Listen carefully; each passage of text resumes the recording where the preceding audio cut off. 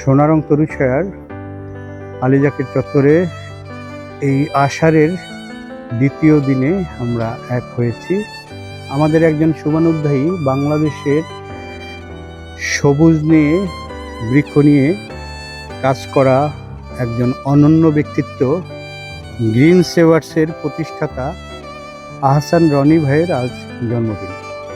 আমাদের পরিকল্পনা ছিল এরকম, সোনারং তরুছায়া কোঅপারেটিভ গ্রিন ক্লাবের যে সদস্যরা, শিক্ষার্থীরা বিভিন্ন চারা তৈরি করেছে আমাদের এই সোনারং তরুছায়ার বিভিন্ন গাছের বীজ ও কাটিং থেকে।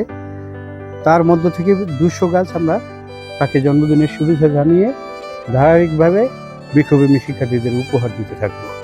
এই যেমন এখানে শাহপরানের হাতে রয়েছে একটি কাঁঠালি চাপা ফুল গাছের চারা, এখানে রয়েছে কাঞ্চনের চারা ফয়সালের হাতে, এবং আমজাদ হোসেনের হাতে রয়েছে একটি নীলমণি লতা গাছের চারা।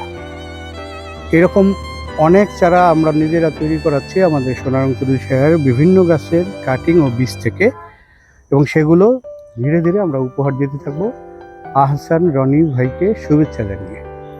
রনি আঙ্কেলকে জন্মদিনের শুভেচ্ছা।